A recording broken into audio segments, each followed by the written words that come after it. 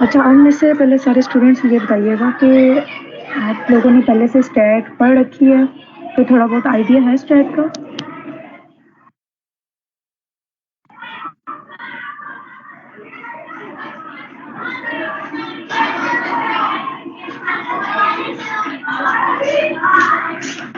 Okay, अब stat का आपने डेफिनेशन पढ़ रखी होगी, स्टैट का वर्ड तो सुना होगा। क्या मतलब होता है स्टैट का?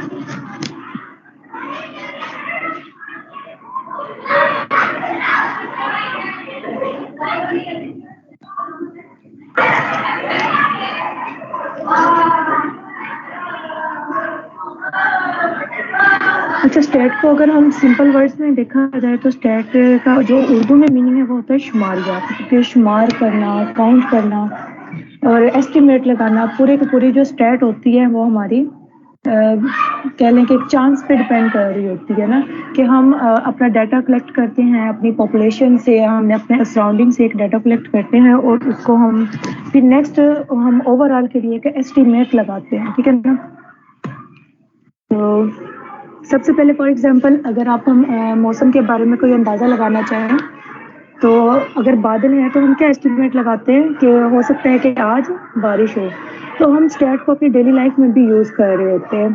हम अपने मौसम ये मौसमियात में हो गया, हमारे मैथ्स में हो गया, मेडिकल फील्ड में हो गया, इन सब के लिए हम क्या करते हैं, स्टैट को यूज़ करते हैं। अब स्टैट ऐसे आपको डायरेक्टली नज़र तो नहीं आएगी, लेकिन ये है कि स्टैट के कुछ टूल्स होते हैं, जैसे आप मैथ में फार्मूलाज वगैरह पढ़ते हैं, तो उन्हीं को यूज़ करते हुए हम कुछ डाटा कलेक्ट करने के बाद उसको उस पर फार्मूलाज वगैरह अप्लाई करते हैं, देन उसको हम एस्टिमेट लगाते हैं बाकी चीज़ों के बारे में।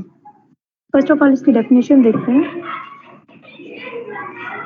स्लाइड शो हो रही है ना सबको?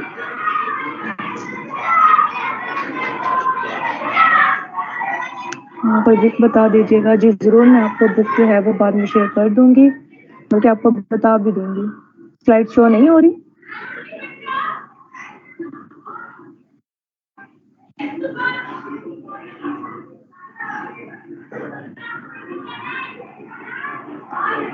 ओके, फर्स्ट पे हम स्टैट की डेफिनेशन देखते हैं। Statistics is defined as a science which deals with the collection of facts and data and drawing the conclusion or inference from this data by applying scientific methods. तो ये वही definition है जो मैंने in simple words आपको बताई कि हम सबसे पहले एक डाटा कलेक्ट करते हैं, देन उन पे हम कुछ स्टैटिस्टिकल टूल्स लगाते हैं, कुछ फॉर्मूलाज अप्लाई करते हैं और फिर उसके बाद हम कंक्लूजन निकालते हैं। फॉर एग्जाम्पल हम कहते हैं कि अब अगर किसी मैच की बात की जाए कि एक प्लेयर ने पिछले 10 मैचेस में अपने जो एवरेज स्कोर बना रखा है, वो स्कोर कुछ स्कोर उसने बनाया, मतलब बन गए, एक मैच में 20 है, एक में 18 है, एक में 15 है, एक में 23 आ गए हैं। तो हम उससे क्या करते हैं, ये जो उसका पिछले 10 मैचेस का डाटा होगा, हम इस पे स्टैट के कुछ फार्मूला लगा के हम उसके नेक्स्ट मैच में आने वाले जो एवरेज स्कोर है वो फाइंड आउट कर सकते हैं। तो इसमें यही बात बताई गई है कि हम कुछ डाटा पहले कलेक्ट करते हैं, देन उसके ऊपर साइंटिफिक मेथड्स अप्लाई करते हैं और अपने कंक्लूजन्स निकाल लेते हैं। Statistics is a way of gathering information and data. Statistics क्या करते हैं, हमारे लिए इंफॉर्मेशन को इकट्ठा करने में मदद करते हैं, कि हम स्टैट में इंफॉर्मेशन को ही इकट्ठा कर रहे होते हैं। इसमें होता क्या है, सबसे पहले अगर आप थर्ड पॉइंट देखो तो डाटा कलेक्ट करते हैं, उस पर स्टैटिस्टिक्स अप्लाई करते हैं, उसको कुछ मेथड अप्लाई करते हैं और देन हमें जो है वो नेक्स्ट अपना अप्रोक्सीमेट लगा के उस पर इंफॉर्मेशन कलेक्ट कर लेते हैं। According to American Heritage Dictionary, यही जो मैंने आपको अभी डेफिनेशन बताई यहाँ पे वर्ड्स में वही चीज़ लिखी हुई है। The mathematics of the collection, organisation and interpretation of numerical data, especially the analysis of population characteristics by influence from sampling. अच्छा, एक यहाँ पे दो चीज़ें आ रही हैं, इसमें एक पॉपुलेशन आ रही है और एक सैंपल आ रहा है। पॉपुलेशन क्या होता है, पॉपुलेशन एक ओवरऑल चीज़ होती है और सैंपल मतलब कि हमने, फॉर एग्जाम्पल पॉपुलेशन में क्या आ जाएगा, एक स्कूल है हमारे पास, ठीक है ना, वो पॉपुलेशन में आ जाएगा। और सैंपल क्या होगा कि हम उनमें से सिर्फ कुछ बच्चों का डाटा इकट्ठा कर लें। पॉपुलेशन क्या है, वो एक पूरा स्कूल है हमारे पास, जबकि जो सैंपल है वो क्या होगा कि वो हमारे पास हम थोड़े थोड़े बच्चे ले लेंगे, हर क्लासरूम के कुछ बच्चे ले लेंगे और अपना जो हम रिजल्ट निकालना चाहते हैं वो निकाल लेंगे और कहेंगे जी पूरी पॉपुलेशन जो है या पूरा स्कूल जो है वो इसी रिजल्ट को होल्ड करता है।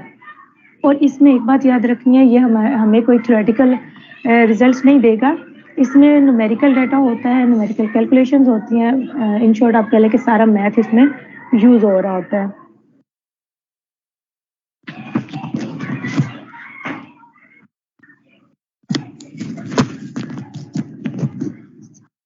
अभी भी क्लियर है या अभी भी शोर आ रहा है?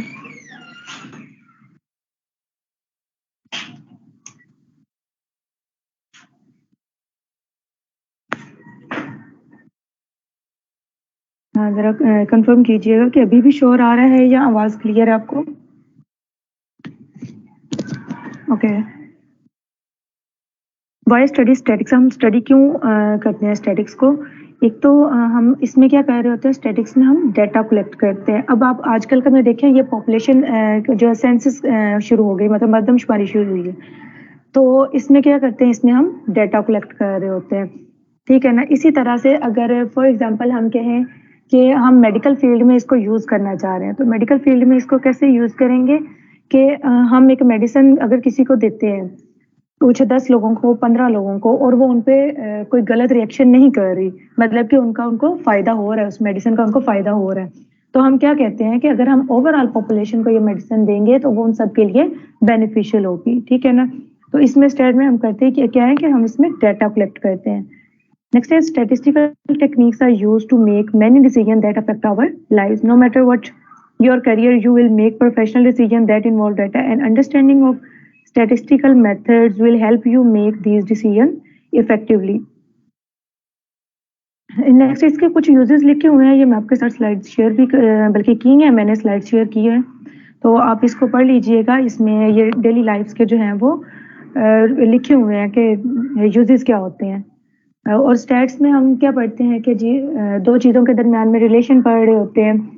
कुछ डाटा, इसमें डाटा कलेक्शन आ जाती है, कुछ 2-3 चीज़ों के दरमियान में रिलेशन आ जाता है, जो कि हम नेक्स्ट जाके कोरिलेशन वगैरह पढ़ेंगे।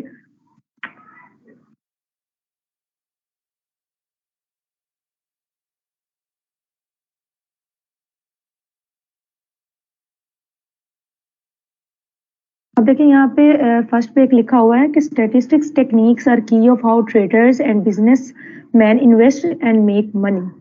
अब इसमें भी ये भी बिल्कुल आपका कह लें कि एस्टिमेशन है एक, कि अगर हम किसी बिजनेस में कुछ पैसे लगा रहे हैं तो उस पर कितना प्रॉफिट होगा। फॉर एग्जांपल हमने फर्स्ट मंथ का देख लिया कि हमने इन्वेस्टमेंट कर रखी थी, तो उस पर ये प्रॉफिट आया है, फिर देन सेकंड मंथ पे उस पर कितना प्रॉफिट आ रहा है या कितना लॉस आ रहा है। तो उन 2-3 माह को या 6 माह का जो प्रॉफिट और लॉस वगैरह होगा, उसका देख के, उसके डाटे को देखते हुए हम एस्टिमेट लगा सकते हैं कि at the end of year हमारे पास कितना प्रॉफिट आएगा या हम लॉस में जा रहे हैं। अगर तो प्रॉफिट आएगा तो जाहिर बात है हम उस मेथड को कंटिन्यू रखेंगे, हम इन्वेस्टमेंट मजीद लगाएंगे। और अगर वो चीज़ लॉस में जा रही है तो हम क्या करेंगे कि फिर हम उसमें मतलब उसमें कुछ चेंजेस करने की कोशिश करते हैं, ठीक है ना?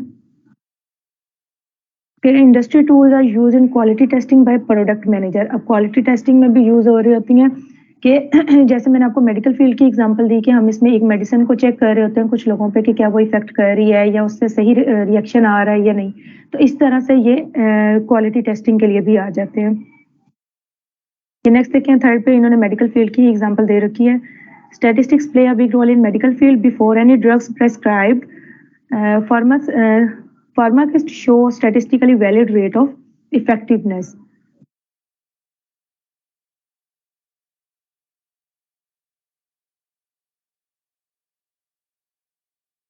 ओके, फर्दर इसके देखिएगा स्टैटिस्टिक्स का फंक्शन क्या है। स्टैटिस्टिक्स क्या किस चीज़ में हेल्प करती है? To present facts in a definite form, to simplify unmanageable and complex data. के डाटे को हमें ये सिंप्लीफाई करके देती है। To use techniques for making comparisons, के दो चीज़ों के दरमियान, तीन चीज़ों के दरमियान, जहाँ जो फॉर एग्जांपल हमने मेडिसिन कोई बना रखी है सेम एक ही चीज़ के लिए, फॉर एग्जांपल सर दर्द के लिए कोई मेडिसिन बनी हुई है, तो हमने 3 अलग टैबलेट्स बना रखी हैं, तो हम एक को टेस्ट करते हैं, दूसरे को टेस्ट करते हैं, तीसरे को टेस्ट करते हैं कुछ लोगों पे, देन उनका रिजल्ट्स देखते हैं कि किसके ज़्यादा अच्छे रिजल्ट आ रहे हैं। तो इस तरह से स्टेट क्या करती है, हमें इन चीज़ों में 2, 3, 4 या ज़्यादा चीज़ों के अंदर कंपैरिजन करने में भी हेल्प करती है। To enlarge individual experience, to provide guidance in the formulation of policies, to enable measurement of magnitude of phenomena. अच्छा, नेक्स्ट जो है वो स्टेट की कुछ लिमिटेशंस भी हैं कि स्टेट पहला क्या है, use of statics is limited to numerical studies, कि हमें स्टेट के अंदर सिर्फ और सिर्फ न्यूमेरिकल डाटा ही चाहिए होता है।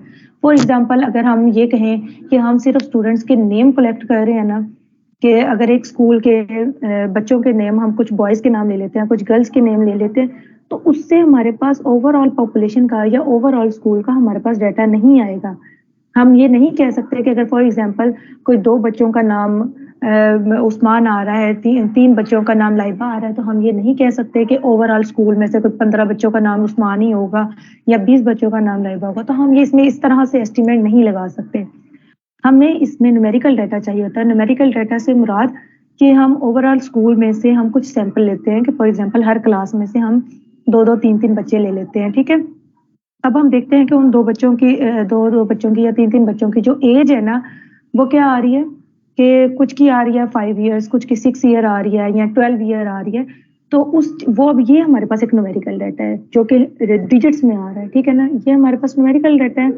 अब इस न्यूमेरिकल डाटे में हम एस्टिमेट लगा सकते हैं कि पूरे स्कूल में एवरेज किस एज के बच्चे हैं, ठीक है ना? अगर फॉर एग्जांपल आप हम प्राइमरी क्लास को ले लेते हैं, प्रेप को ले लेते हैं, उसमें कोई 4 साल का बच्चा है, कोई 5 साल का बच्चा है, कोई 6 साल का है, कोई 6 साल का, तो हम उसमें प्राइमरी प्रेप क्लास का हम एस्टिमेट लगा सकते हैं कि इसमें जो मैक्सिमम बच्चे होंगे वो 4 इयर्स के होंगे या 5 इयर्स के या इसी के इन बिटवीन होंगे, ठीक है ना? तो ये इसकी कुछ लिमिटेशन आ जाती है कि सिर्फ हम इसमें न्यूमेरिकल डाटा ही यूज़ कर सकते हैं। Statistical result might lead to fallacious conclusion. अब इसमें क्या है, फैलेशियस कंक्लूजन क्या होता है कि हम ये कुछ गलत रिजल्ट्स भी दे सकते हैं। अब जैसे कि गलती के चांसेस हो सकते हैं ना कि फॉर एग्जांपल हम कहते हैं कि हमने एक मेडिसिन को 5 लोगों पे टेस्ट किया। अब उस मेडिसिन ने उन पे कोई रिएक्शन नहीं किया, कोई गलत रिएक्शन नहीं किया, बल्कि वो ठीक रहे हैं उसको खाने के बाद। तो हम ये नहीं कह सकते कि फिर ये जो ओवरऑल पॉपुलेशन के लिए जो है ना ये मेडिसिन बिल्कुल ठीक है। क्यों नहीं कह सकते? क्योंकि बहुत से लोग होते हैं जो जिनको डिफरेंट डिजीज होती हैं, तो हर डिजीज पे हर बीमारी जो है हर पर्सन पे अलग से असर करेगी। तो हम जस्ट एक एस्टिमेट लगा सकते हैं, लेकिन इसमें कंफर्म चीज जो है वो नहीं कह सकते। इसलिए हमें इसमें फैलेशियस कंक्लूजन मतलब कि कुछ रॉन्ग कैलकुलेशंस भी मिल जाते हैं। Statistics relies on estimation and approximation.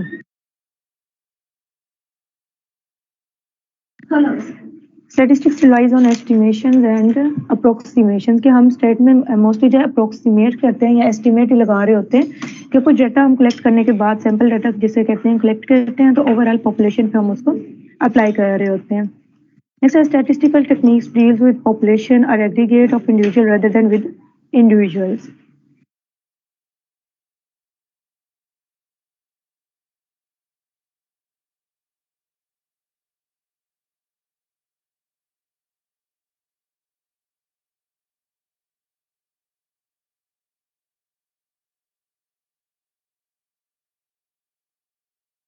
Next हमारे पास स्टैटिस्टिक्स की 2 टाइप्स आ जाती हैं, जिसमें कि एक डिस्क्रिप्टिव स्टैटिस्टिक्स है और एक इन्फ्लुएंशियल स्टैटिस्टिक्स है।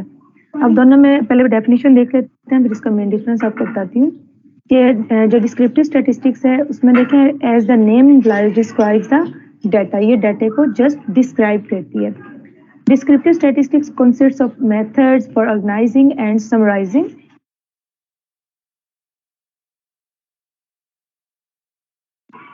डिस्क्रिप्टिव स्टैटिस्टिक्स जो है वो हम उसमें डाटा जो हमने कलेक्ट कर रखा होता है। अब देखें दोनों टाइप्स ऑफ स्टैट में फर्स्ट मेन चीज जो हो जाती है वो क्या है, हमें डाटा कलेक्ट करना है।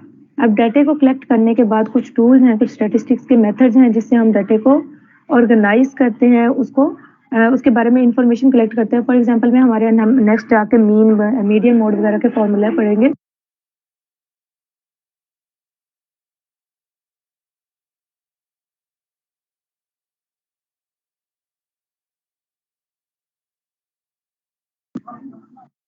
हमारे पास कुछ टूल्स होते हैं जिसकी वजह से हम डाटे को ऑर्गेनाइज कर रहे होते हैं। फिर इसमें कुछ डिस्क्रिप्टिव स्टैटिस्टिक्स में हम ग्राफ भी आ जाते हैं, मतलब इसमें सारे मैथमेटिकल मेथड्स आ रहे हैं।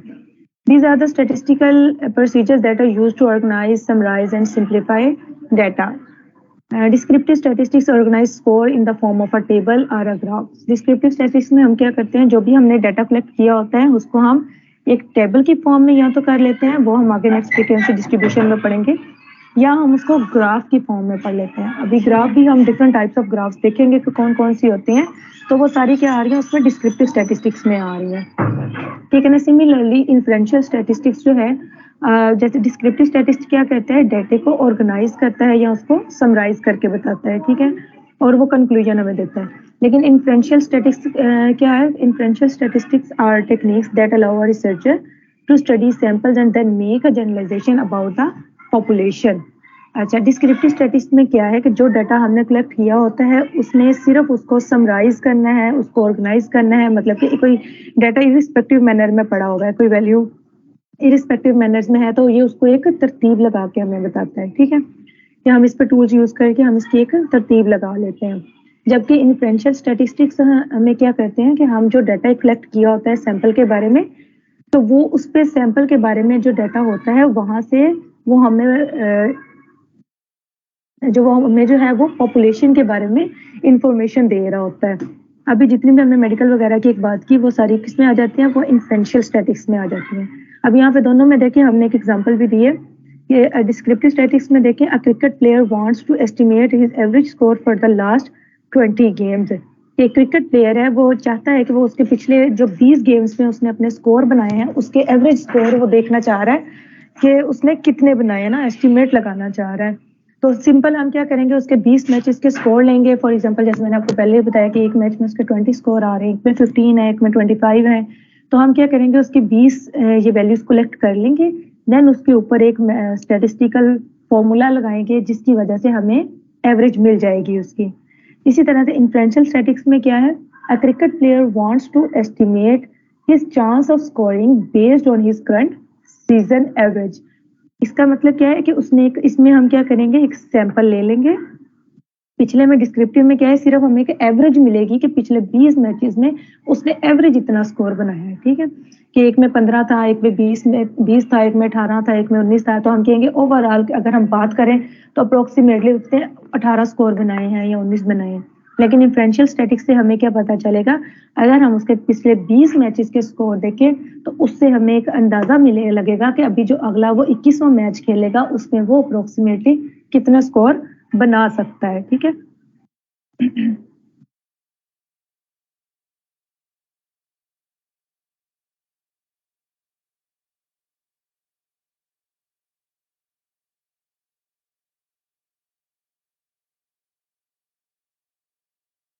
नेक्स्ट हमारे पास जो एक बेसिक टर्म आती है स्टैट में वो है वेरिएबल।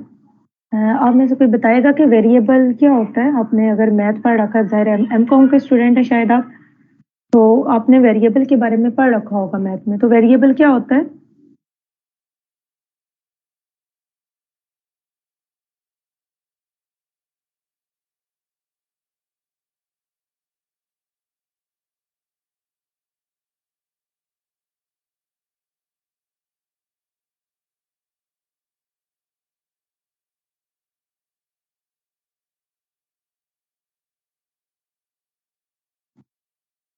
अच्छा, एक ने बताया है, आमना बीबी उनका है दैट ऑफन चेंज, ठीक है, जिसकी वैल्यू चेंज होती रहती है।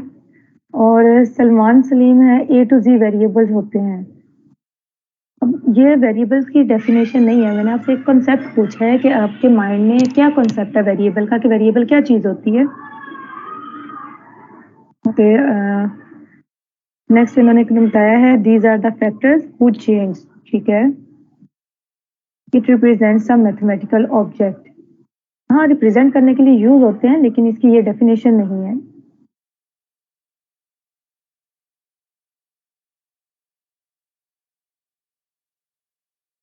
ओके, हम नेक्स्ट देखते हैं वेरिएबल की definition. It is a parameter, characteristics और attribute which is usually recorded in an experiment. Simple अगर वर्ड्स में हम कहें तो वेरिएबल एक ऐसी अननोन क्वांटिटी होती है जिसकी वैल्यूज चेंज होती रहती हैं। और मैथमेटिक्स में अगर हमने या स्टैट में हमने किसी डाटे को किसी रिप्रेजेंट करना हो तो उसके लिए एक वेरिएबल यूज होता है। और वो वेरिएबल जो होता है वो ए टू जी हम पूरी एबीसी में कोई भी सिलेक्ट करते हैं, जो कि मोस्टली जो होता है वो एक्स वाई जी हम ले रहे होते हैं, लेकिन हम A B C L M N या कोई भी अल्फाबेट ले सकते हैं। वेरिएबल इसको बोलते ही इसीलिए हैं कि हमें एग्जैक्ट पता नहीं होता कि उसकी वैल्यू क्या है, ठीक है ना। जैसे अभी हमने एक सैंपल कलेक्ट किया, हमने एक क्लास के बच्चों की एज कलेक्ट की, ठीक है ना। कुछ की एज 4 आ रही है, कुछ की 5 आ रही है, कुछ की 6 आ रही है, कुछ की 3 इयर्स आ रही है, या जो भी आ रही है, ठीक है ना।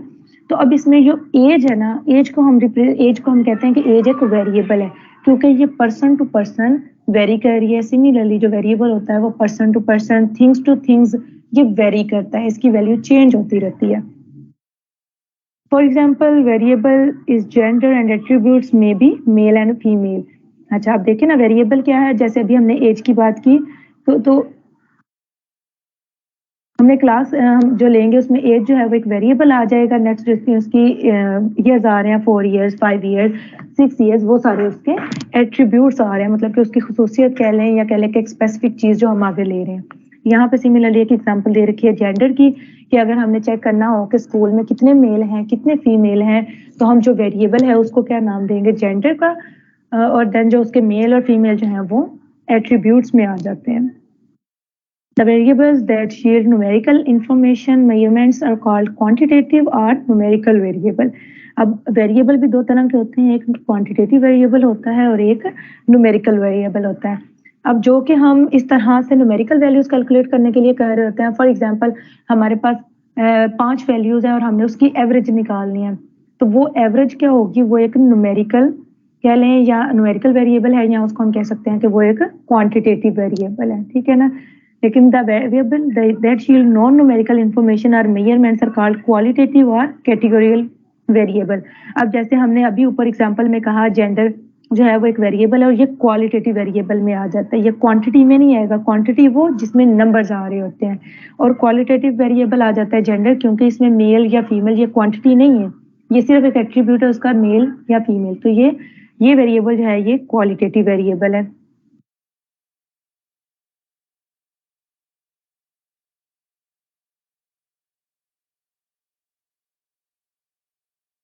अच्छा इसके बाद हमारे पास जो स्टैट में है, स्टैट में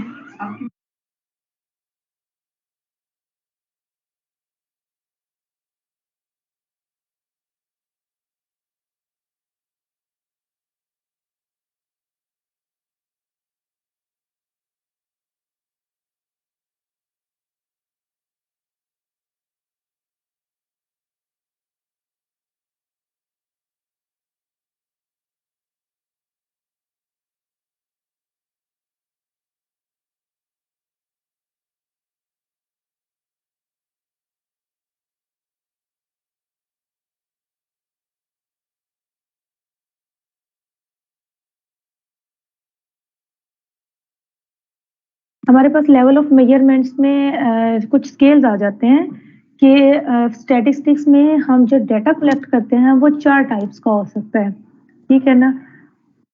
एक उसमें हम बोलते हैं कि नॉमिनल स्केल, अगर आप थर्ड वाला पॉइंट देखें तो nominal scale, ordinal scale, interval scale and ratio scale.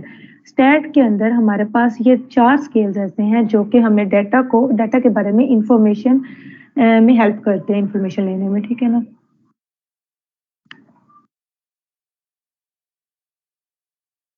इसमें सबसे पहला जो है वो नॉमिनल स्केल है।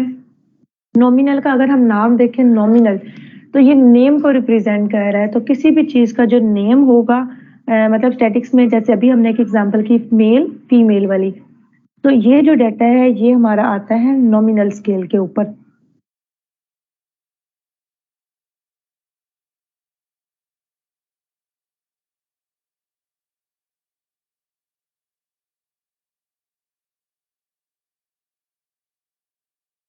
अच्छा सबसे पहले की माइंड मैप देखिए, इसमें अभी हमने वेरिएबल के बारे में क्योंकि पढ़ा, तो हमने वेरिएबल का कहा कि वेरिएबल हमारे पास 2 तरह के होते हैं, क्वालिटेटिव और एक क्वांटिटेटिव।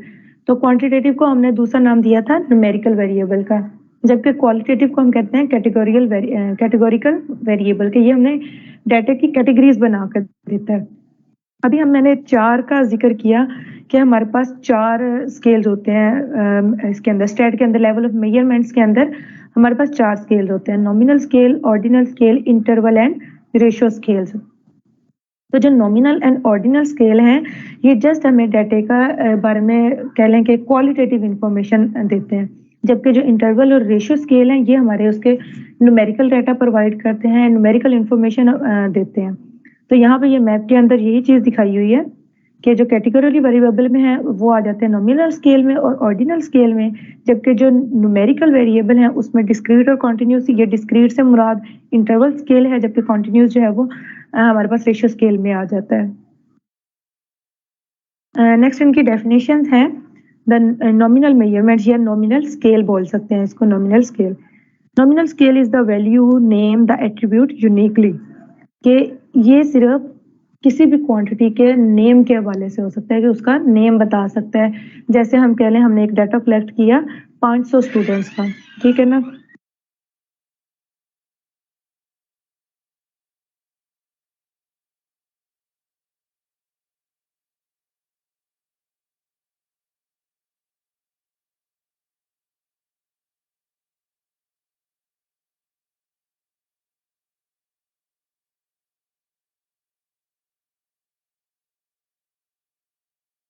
तो जैसे हमने डाटा कलेक्ट किया, हमने 500 स्टूडेंट्स का डाटा कलेक्ट किया, उस 500 स्टूडेंट्स में हम कहते हैं कि जो 200 हैं वो मेल हैं, जबकि 300 जो हैं वो फीमेल हैं।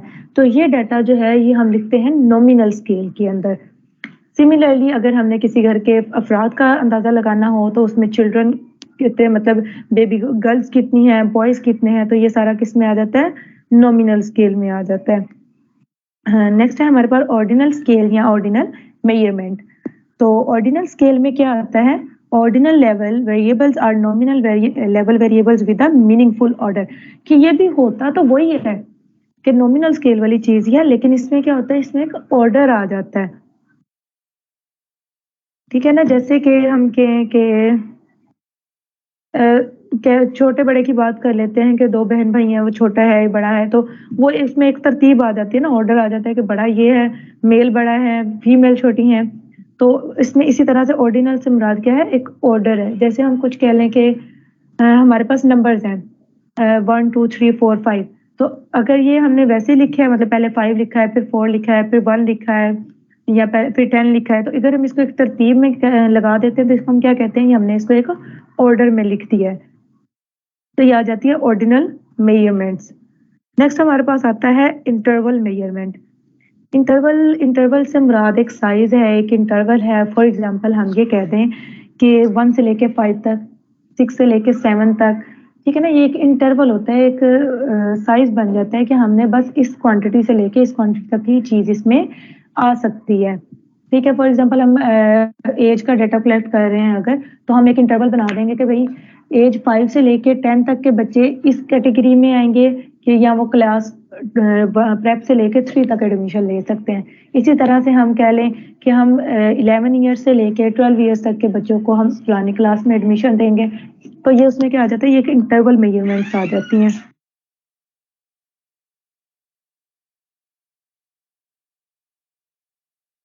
अच्छा, ये इंटरवल मेजरमेंट में आ जाते हैं, लेकिन अगर हम इसकी डेफिनेशन देखते हैं, when distance between attributes has meaning equal interval but didn't have true zero.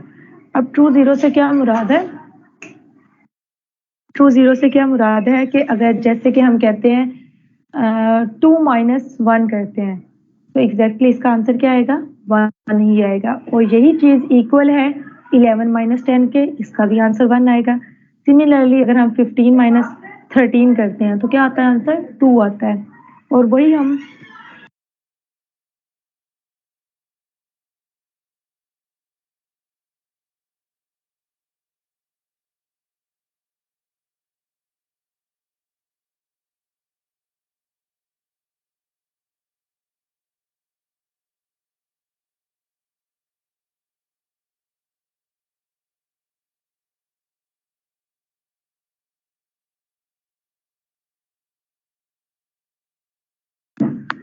True zero, जैसे अभी मैंने डिफरेंस बताया, तो अब देखते हैं हम कोई भी वैल्यूज का डिफरेंस ले रहे हैं दो दो नंबर्स का, तो क्या आ रहा है, मतलब 15 माइनस 13 किया तो हमारे पास 2 आंसर आया।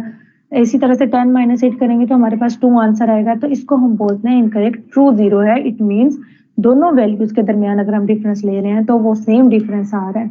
लेकिन ट्रू जीरो ना होने का मतलब क्या है, आपने टेम्परेचर के बारे में पढ़ा होगा। अगर किसी स्टूडेंट को पता हो कि टेम्परेचर के अगर हमने कितने स्केल्स पढ़ रखे हैं, कितने स्केल्स में हम टेम्परेचर को मेजर करते हैं, अगर आपको उसके बारे में मुझे बताएं तो मैं आपको उसकी एग्जांपल को एक्सप्लेन करके बताती हूँ कि हमारे पास ट्रू जीरो का मतलब क्या होता है।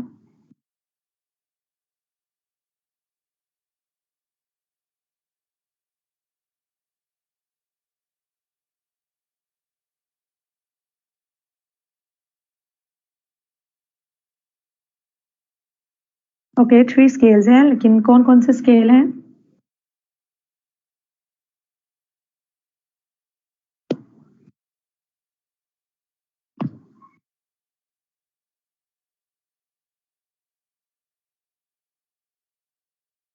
बाकी सब लोग क्या कर रहे हैं?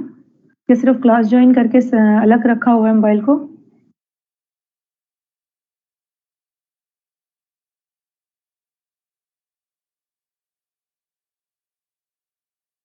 तो केल्विन, सेल्सियस एंड फ़ारेनहाइट, ठीक है। ये हमारे पास 3 स्केल्स हैं जिनमें कि हम टेम्परेचर को मेजर करते हैं, ठीक है ना। अब अगर आपने वाटर की एग्जांपल पढ़ी हो तो सेल्सियस स्केल में 0 जो है वाटर जो है उसका फ्रीजिंग पॉइंट क्या होता है? 0 डिग्री सेल्सियस। जबकि वही अगर हम बात करते हैं फ़ारेनहाइट स्केल की तो वो उसमें आ जाता है 32 डिग्री फ़ारेनहाइट। सिमिलरली अगर हम बात करते हैं केल्विन स्केल की तो उसका 273 जो है वो उसका आ जाता है फ्रीजिंग पॉइंट वाटर का 273 केल्विन, ठीक है ना।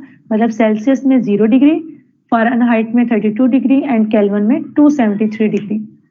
तो अगर हम डिफरेंस लेते हैं फॉर एग्जांपल 10 डिग्री सी का और 0 डिग्री सी का डिफरेंस लेते हैं तो वो आता है 10 डिग्री सी, ठीक है ना। इसी तरह से फ़ारेनहाइट का, केल्विन का। लेकिन हम इसमें ये नहीं कह सकते हैं कि जो भाई 10 डिग्री सेल्सियस है वो हमारा 10 डिग्री फ़ारेनहाइट के इक्वल होगा। ये इसमें बात ट्रू नहीं है कि हालांकि डिफरेंस तो सब में 10-10 आ रहा है कि हमने 10 डिग्री सी और कैलेंडर 20 डिग्री सी दोनों में डिफरेंस लिया तो 10 डिग्री सी आ गया। इसी तरह से 20 डिग्री फ़ारेनहाइट और 10 डिग्री फ़ारेनहाइट में डिफरेंस कितना आ रहा है? 10 डिग्री फ़ारेनहाइट का। सिमिलरली केल्विन की आप बात करें कि 283 केल्विन और 273 केल्विन में अगर डिफरेंस ले तो 10 केल्विन आता है। अब ये सारे डिफरेंस तो 10-10 के ही आ रहे हैं, लेकिन अगर हम इनमें कंपैरिजन करना चाहें कि ये 10 डिग्री से 10 डिग्री फ़ारेनहाइट के इक्वल होता है तो इसका आंसर क्या होगा? नो। कि 10 डिग्री से हम ये नहीं कह सकते हैं कि अगर एक जगह का टेम्परेचर जो है वो 10 डिग्री सी है, इतना गर्म है या इतना ठंडा है तो ये फ़ारेनहाइट में भी इतना ही ठंडा होगा। हालांकि अगर आपने इसके फॉर्मूलाज पढ़ के देखे हो, हम इसको इतना डिटेल में नहीं लेके जाएंगे। अगर आपने इसके फॉर्मूले पढ़े हो तो इसमें रिलेशन दिया होता है डिग्री का, डिग्री सेल्सियस का और डिग्री फ़ारेनहाइट का रिलेशन मौजूद होता है। तो दोनों में बहुत डिफरेंस है, वो सेम नहीं आता कि 10 डिग्री से 10 फ़ारेनहाइट के इक्वल नहीं होता। तो इसको हम कहते हैं कि ये इसका ट्रू ज़ीरो नहीं है। लेकिन अगर हम रेशियो स्केल की बात करते हैं तो रेशियो स्केल के अंदर वही चीज़ें आ रही हैं, इंटरवल भी आता है लेकिन इसमें ट्रू ज़ीरो होता है। अब ट्रू ज़ीरो में जैसे क्या है कि हम एज की बात करते हैं। अगर मैं एक जगह पे खड़े होके एज को मेजर कर रही हूँ, डेज में मेजर कर रही हूँ एज को, तो कि एक बच्चे और दूसरे बच्चे के दरमियान 500 की डेज का फर्क है, ठीक है। वही अगर मैं ईयर्स की बात करती हूँ तो जितने भी ईयर्स चले उसके बनते हैं 1.5 ईयर या जितना भी बनता है, ठीक है ना। तो वो ईयर और डेज क्या है, वो सेम चीजें आ जाती है ना कि अगर हम 365 डेज करें तो वो 1 ईयर के इक्वल होते हैं। तो इनके दरमियान में एक कंपैरिजन हो सकता है। इसको हम कहते हैं कि ये एक ट्रू जीरो है। तो रेशियो स्केल में क्या आता है? ट्रू जीरो होता है, जबकि इंटरवल स्केल के अंदर ट्रू जीरो नहीं होता।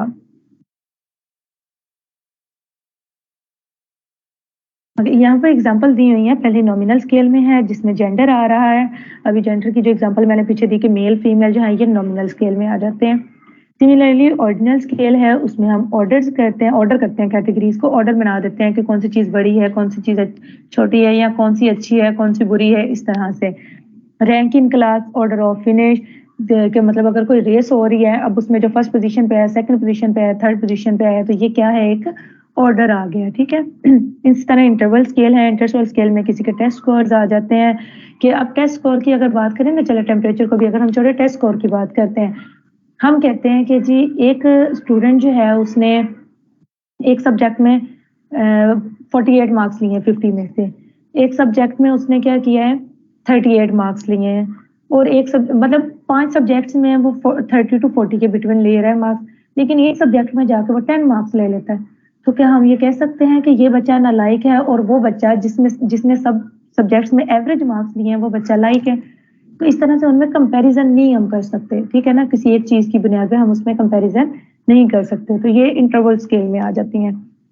सिमिलरली रेशियो स्केल है, रेशियो स्केल में टाइम आ जाता है, हाइट आ जाती है, वेट आ जाता है। कि जो टाइम है अगर हम कहीं पे भी मेजर करेंगे तो टाइम तो सेम होगा, इसमें तो कोई डिफरेंस नहीं आ रहा होता। नेक्स्ट यहाँ पे बेसिक टर्म्स दी हुई हैं, वेरिएबल्स हैं, वेरिएबल्स के बारे में हम डिस्कस कर चुके हैं। फिर डाटा है, data are the different value associated with the variable, कि भाई जो हमने कलेक्ट किया कि 500 मेल हैं, 500 फीमेल्स हैं, तो ये सारा हमारा क्या होता है, ये डाटा होता है। कुछ बच्चों की हम एज कैलकुलेट कर रहे होते हैं, तो वो एज क्या होती है, वो हमारे पास एक डाटा है। ऑपरेशनल डेफिनेशन है, अच्छा ठीक है। नेक्स्ट है population. A population consists of all individuals about which you want to draw a conclusion. The population is a large group. अब क्या है, जैसे मैंने आपसे कहा कि एक स्कूल है, पूरे का पूरा एक स्कूल है हमारे पास, तो एक लार्ज ग्रुप है, उसमें हम सबको इंडिविजुअली हम एक वैल्यू दे रहे होते हैं, तो वो क्या है, वो हमारे पास एक पॉपुलेशन है। लेकिन उस स्कूल के अंदर अगर हर क्लास के हम 5-5 बच्चे कलेक्ट कर लें, 5-5 बच्चे ले लें, उनसे इंफॉर्मेशन कलेक्ट करें, तो वो 5-5 बच्चे मिलके क्या बनाते हैं, वो एक सैंपल बनाते हैं। तो सैंपल क्या होता है, एक स्मॉल ग्रुप होता है जो कि हम पॉपुलेशन में से लेते हैं। A sample is a portion of a population selected for analysis. Analysis का मतलब वही कहा जो हमने अपनी इंफॉर्मेशन के लिए, डाटा के लिए जो स्टूडेंट्स इकट्ठे किए हैं, जो छोटा सा एक सैंपल लिए। Parameter is a numerical measure that describes the characteristics of a population, जो कि पॉपुलेशन के बारे में इंफॉर्मेशन दे रहा होता है पैरामीटर। नेक्स्ट है statistics. Statistics is a numerical measure that describe a sample.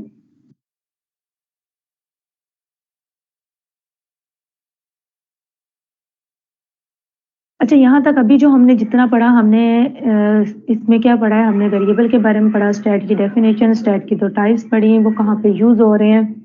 उसके अलावा हमने उसकी मेजरमेंट स्केल्स पढ़ ली हैं। तो मुझे बताएं, क्या आपको ये सारी चीजें क्लियर हैं? ये बिल्कुल बेसिक्स हैं जो कि हमने स्टैट के लिए हमें पता होनी चाहिए, स्टैट को पढ़ने के लिए। तो मुझे बताएं कि आपको ये सारी चीजें क्लियर हैं, तो फिर हम नेक्स्ट मूव ऑन करते हैं।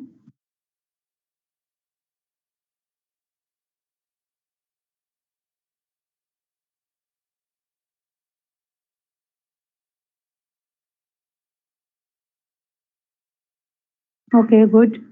अच्छा, हमारा ये है कि हम आप में से मुझे बताएंगे कि मोस्टली स्टूडेंट्स मैथ ज़्यादा पढ़ना चाहेंगे या स्टैट पढ़ना चाहेंगे, ताकि हम अपने सिलेबस को उस हिसाब से लेके चलेंगे। क्या आप मोस्टली स्टैट का कोर्स इसमें पढ़ना चाह रहे हैं या मैथ का? क्योंकि आपका सब्जेक्ट क्या है, बिजनेस मैथ एंड स्टैट, तो इस कोर्स के अंदर मैथ भी है और स्टैट भी है। तो कौन कौन से स्टूडेंट हैं, कितने स्टूडेंट्स हैं जो कि स्टैट में इंटरेस्टेड हैं?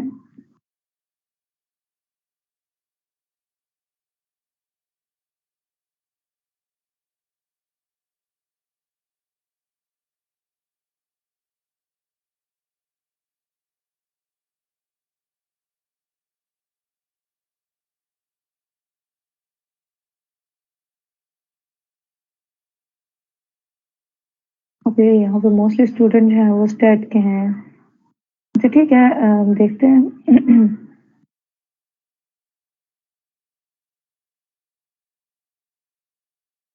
पेपर पॉइंट ऑफ व्यू से पढ़ाएं बेटे, बेटा जो आपकी आउटलाइन है कोर्स की, हमने उसी को फॉलो करना है, और जाहिर ही बात है जो आपकी पेपर कोर्स की आउटलाइन है, पेपर भी उसी में से आएगा। तो डोंट वरी, आपको पेपर पॉइंट ऑफ व्यू से ही पढ़ाएंगे। बुक भी मैं आपको बता दूंगी। ओके, चले हम नेक्स्ट चलते हैं। आज का जो हमारा फर्स्ट लेक्चर है ना, ये बिल्कुल बेसिक चीज़ों के बारे में है, तो इसको हम क्लियर आज कर लेते हैं। तो कल से जो हमारी जो जितना भी न्यूमेरिकल चीज़ें आ रही हैं, वो हम नेक्स्ट इंशाल्लाह कल से करेंगे। ओके, अब नेक्स्ट हम देखते हैं हमारे पास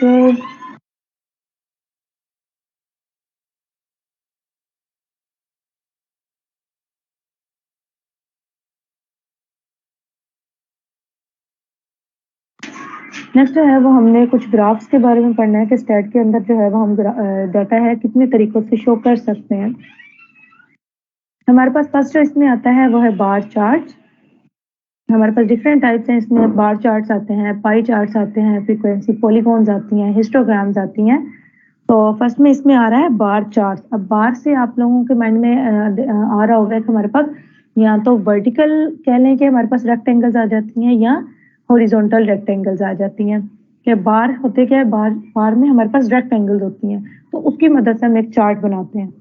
Bar charts are commonly used graphical representation of data used to visually display to compare values, कि हम इसमें दो चीज़ों को कंपेयर करने के लिए यूज कर रहे होते हैं। They are easy to create and interrupt.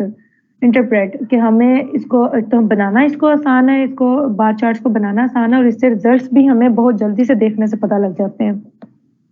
Data for a bar chart are entered in columns. हम कॉलम्स में इसको डाटा एंटर करते हैं। ईच नुमेरिक का data value become a bar. जो भी वैल्यू होती है, फॉर एग्जांपल हम कहते हैं मर्दमशुमारी की बात कर लेते हैं कि 1980 में या जिस भी साल में जो पहली मर्दमशुमारी हुई उसमें लोगों की तादाद इतनी थी, फिर दूसरे साल में जो हुई उसमें लोगों की तादाद इतनी थी। तो हर ईयर के लिए जो हम हर ईयर में हमारे जो पास जो पॉपुलेशन आएगी, या अगर हम सिंपल एक स्कूल की बात करें कि अगर कोई स्कूल है वो 2000 में वो स्टार्ट हुआ है और 2000 में उसके स्कूल में जो बच्चों की तादाद थी वो 500 थी, ठीक है। फिर 2001 में बच्चों की तादाद थी वो 600 हो गई, 2002 में बच्चों की तादाद जो है वो 700 हो गई या 750 हो गई। तो ईयर्स को हम लिखेंगे एक्स एक्सिस के ऊपर, हम उसकी मतलब एक्स एक्सिस के ऊपर लिखेंगे और वाई एक्सिस के ऊपर हम उसकी डिफरेंट वैल्यूज लिखेंगे, जैसे 500, 600, 700 एंड 800। तो उसकी हर वैल्यू के लिए हमारे पास एक बार बन जाएगा। X axis represent the different categories. The Y axis does have a scale and indicates the units of measurements। कि हम Y axis के ऊपर units of measurements लेते हैं और X axis के ऊपर categories लिख देते हैं, जैसे कि मैंने years को लिखा 2000, 2001, 2002। लेकिन ये जरूरी नहीं है कि आपने, अगर आप इस तरह से बनाओगे तो आपके पास वर्टिकल बार चार्ट बनेगा, लेकिन अगर आप Y एक्सिस के ऊपर कैटेगरीज ले लेते हो, X एक्सिस के ऊपर मेजरमेंट्स ले लेते हो, तो आपके पास एक हॉरिजॉन्टल चार्ट बनेगा और आप दोनों तरीके से बना सकते हैं। ये देखें, ये बार चार्ट की एक एग्जांपल दी हुई है कि यहाँ पे मार्क्स दिए हुए हैं कि इंग्लिश में जो फर्स्ट टर्म में कुछ बच्चों के मार्क्स थे वो 60 अबव आए हैं और मतलब 62 तक के हैं, ठीक है। सेकंड टर्म में जो इंग्लिश में मार्क्स आए हैं वो 75 अबव हैं। थर्ड टर्म में जो मार्क्स आए हैं वो 80 अबव है। तो इसी तरह से ये इंग्लिश, उर्दू, मैथ, पाक स्टडीज के फर्स्ट, सेकंड और थर्ड टर्म्स में मार्क्स दे रखे हैं। और अगर आप इस चार्ट को देखें तो आपको वाज़ेह इनके दरमियान डिफरेंस पता लग रहा होगा कि फर्स्ट, सेकंड और थर्ड टर्म में बच्चे ने कितने मार्क्स लिए हैं, ठीक है। Pictogram. A pictogram is a kind of graph that uses pictures instead of bars to represent data under analysis।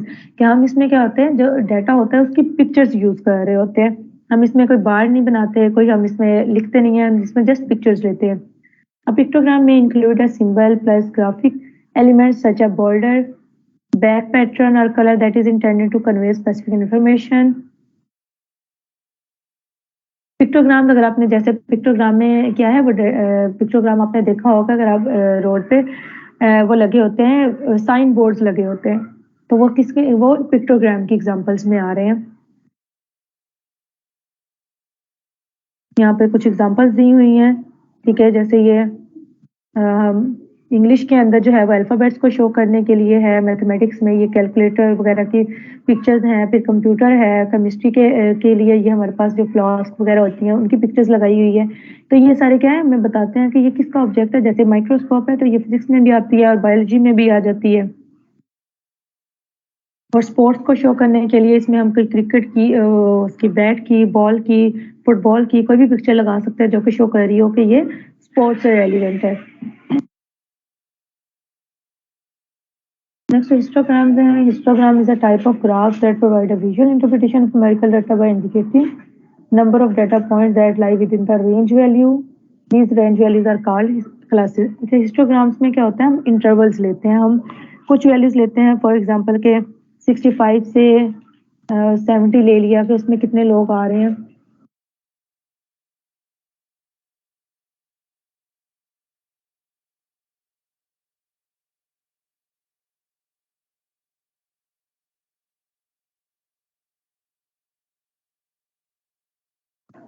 तो हिस्टोग्राम्स में हम क्या करते हैं, हम एक इंटरवल ले लेते हैं और ये हमारी सारी मेजरमेंट्स होती हैं वो इंटरवल बेसिस पे हो रही हैं।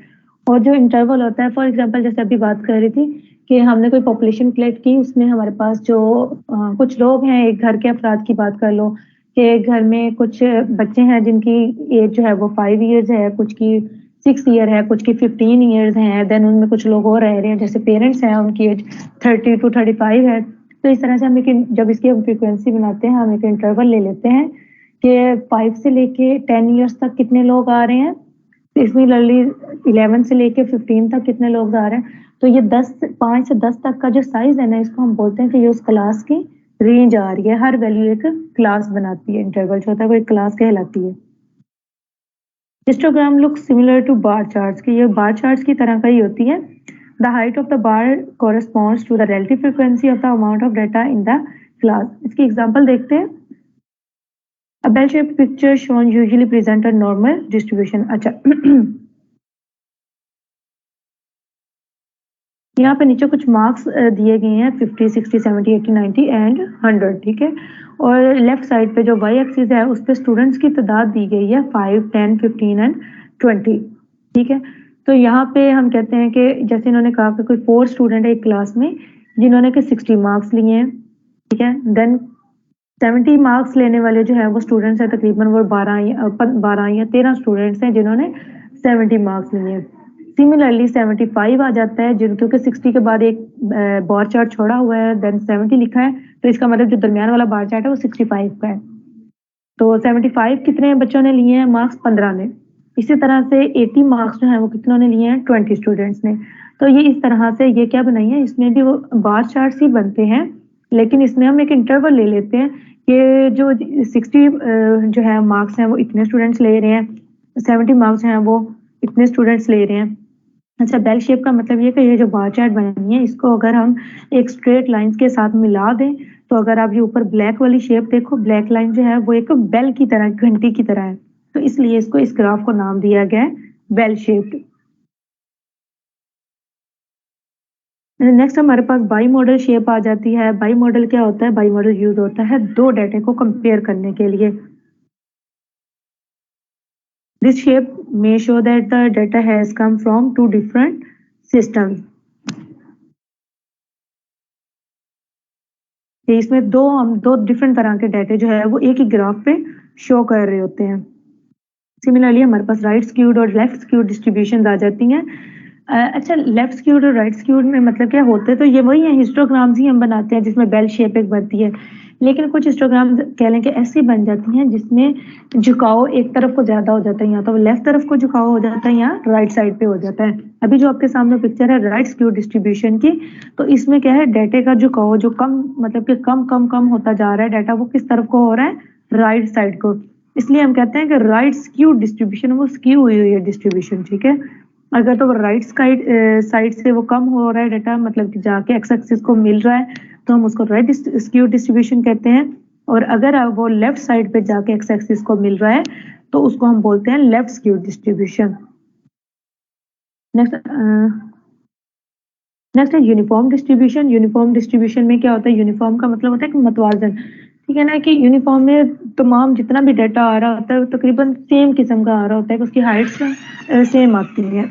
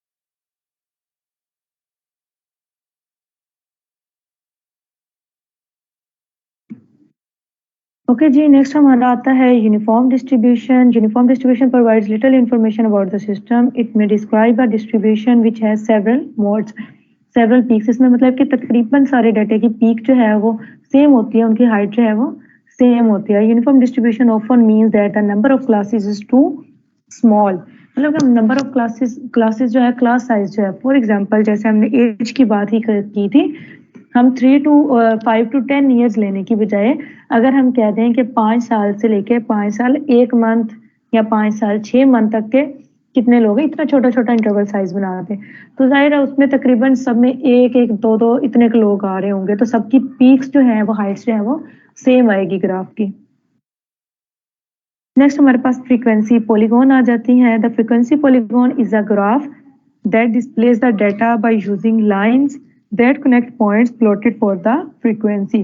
सबसे पहली बात कि फ्रीक्वेंसी होती क्या है, ठीक है। फ्रीक्वेंसी क्या होती है कि अगर हम बात करें मार्क्स की, कि एक क्लास के अंदर इंग्लिश के सब्जेक्ट में 5 स्टूडेंट्स ने मार्क्स लिए हैं 80, ठीक है, और 6 स्टूडेंट्स ने मार्क्स लिए हैं 70 लिए हैं, कोई 10 स्टूडेंट्स हैं जिन्होंने मार्क्स लिए हैं 60 लिए हैं, इसी तरह से 15 स्टूडेंट्स हैं उन्होंने मार्क्स लिए हैं 50। तो हम क्या करेंगे, ये जो मार्क्स हैं हमारे 10 20 30 40 50, इसको हम लेंगे एक्स एक्सिस के ऊपर। देन जो हमारी वो, इसको हम बोलते हैं तादाद, जितने लोगों ने उतने मार्क्स लिए हैं, जैसे 15 लोगों ने 50 नंबर लिए हैं, 10 लोगों ने 70 नंबर लिए हैं, तो ये जो 15 और 10 है ये उसकी फ्रीक्वेंसी है। फ्रीक्वेंसी होते हैं एक नंबर जो बार बार रिपीट हो रहा हो कि ये चीज कितने लोगों के पास है, ठीक है। तो इसमें हम क्या करते हैं, हम इसको डाटा को शो कर लेते हैं। देन जो इनकी पीक्स होती हैं उसको हम एक स्ट्रेट लाइंस की मदद से मिला देते हैं। जैसे फॉर एग्जांपल ये बी की पीक है, इसी तरह ए से बी को मिलाया है, बी से सी को मिला दिया, सी को डी से, एंड ई और एफ। तो ये हमारे पास A B C D E F जो एक लाइन बनी है, ये ग्राफ आया है, इसको हम बोलते हैं, ये हमारे पास फ्रीक्वेंसी पॉलीगॉन है।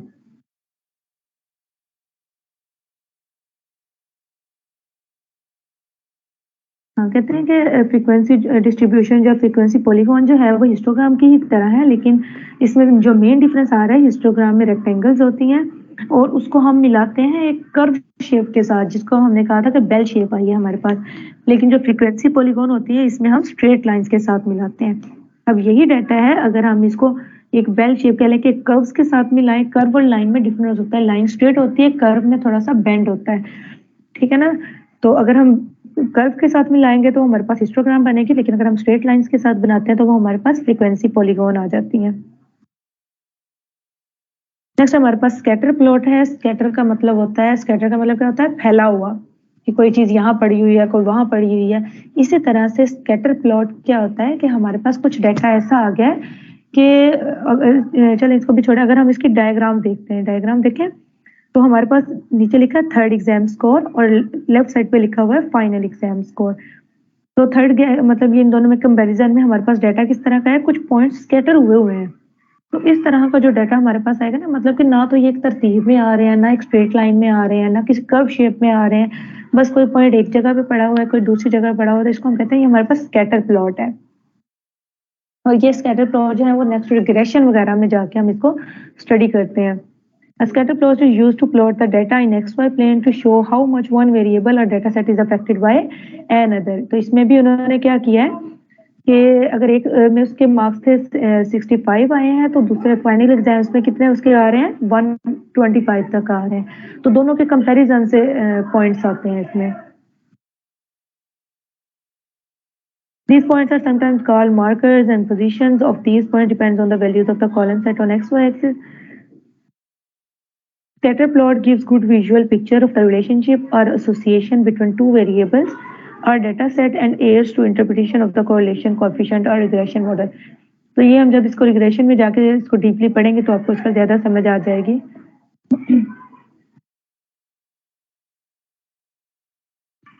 When to use scatter plot, हम scatter plot को कब यूज करते हैं, when there is paired numerical data, मतलब कि दो चीजों के कंपैरिजन से जो हमने ग्राफ्स वगैरह बनाने हैं, तो तब हम scatter plots यूज करते हैं। When the dependent variable have multiple values for each value of independent variable।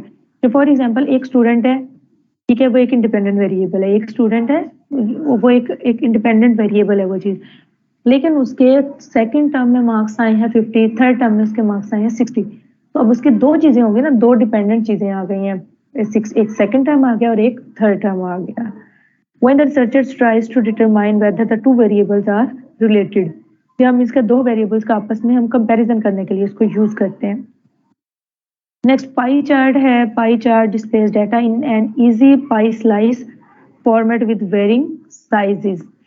Pi chart अगर आप ये देखें तो ये हमारे पास एक सर्कुलर शेप में हम इसको शो करते हैं, एक पाई की तरह है। तो ये हम एक सर्कल में डाटा को शो करें अगर, तो वो होता है हमारे पास पाई चार्ट। अब इसके हम सेक्टर्स बनाते हैं, जैसे हमने इसमें न्यूमेरिकली नहीं कुछ भी शो करना होता, हम एक पूरे सर्कल के हिस्से बना लेते हैं। जैसे फॉर एग्जांपल आप कह रहे हैं 360 डिग्री होता है ना, टोटल एक सर्कल का एंगल 360 डिग्री होता है। तो इसको हम फिर अगर फर्स्ट टर्म में कुछ बच्चों के मार्क्स आए हैं 50, 60 या एक ही स्टूडेंट की अगर हम बात कर रहे हैं कि एक स्टूडेंट के मार्क्स जो हैं फर्स्ट टर्म में आ गए हैं 100, सेकेंड टर्म में उसके मार्क्स आ गए हैं 200, ठीक है, एंड थर्ड टर्म में उसके मार्क्स आ गए हैं, ओवरऑल जो उसके टोटल मार्क्स आए हैं वो 360 आ गए हैं, या कह लें कि 60 मार्क्स है। इस तरह से आप इसकी तीन चीज़ों में डिस्ट्रीब्यूशन कर लें, first term, second term, third term. तो इस तरह से ये हमारे पास लेट्स सपोज अगर हम कह लेते हैं कि पहला जो हिस्सा है ब्लू वाला वो 60 मार्क्स आए हैं, उसके ओवरऑल फर्स्ट टर्म में 60 मार्क्स आए हैं। देन जो सेकंड टर्म है उसमें उसके मार्क्स आ गए हैं 100 आ गए, तो ये टोटल कितना हो गया 160 हो गया। देन थर्ड टर्म में उसके मार्क्स आ गए हैं 200, तो ये टोटल ओवरऑल मिलके हमेशा होता 360 के इक्वल है। तो हम इस तरह से इनको कुछ पार्ट्स में डिवाइड कर लेते हैं। तो पाई चार्ट जो होता है वो देखने में एक तो अच्छा लगता है, ऊपर से होता भी बहुत आसान है इसको बनाना ना। The size of a slice tales how much data exist in one element. तो ये जो साइज हम बना रहे हैं 60, 50 वगैरह के, तो ये हमें उसके डाटे की बुनियाद पे बनाते हैं कि उसके कितने मार्क्स हैं या कितना डाटा उसके अंदर आ रहा है। The bigger the slice the more of the data picture particular data was gathered and vice versa. मतलब कि अगर ज्यादा बड़ा स्लाइस है तो इसका मतलब कि उसके अंदर बहुत ज्यादा डाटा आ रहा है, और इसी तरह से अगर छोटा है स्लाइस तो उसके मतलब उसमें कम डाटा है। Pie charts are mainly used to show comparison among various segments of data. ये भी कंपैरिजन के लिए यूज होता है। These charts are used for displaying data that are classified into nominal or ordinal categories। कि ये mostly जो pie chart जो है वो यूज होता है नॉमिनल और ऑर्डिनल कैटेगरीज के लिए।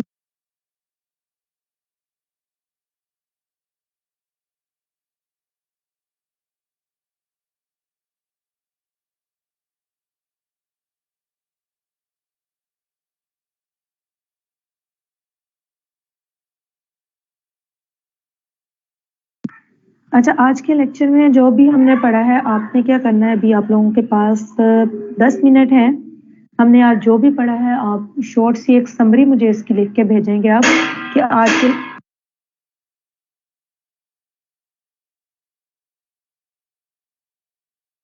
आप मुझे इसकी एक शॉर्ट सी समरी लिख के भेजें कि आज के लेक्चर में हमने क्या पढ़ा है और इसमें क्या चीज़ आपको समझ आई है, कौन से टॉपिक किए हैं, या उसकी थोड़ी थोड़ी सी डेफिनेशन लिख के एक इसकी समरी बना के भेजेंगे अभी।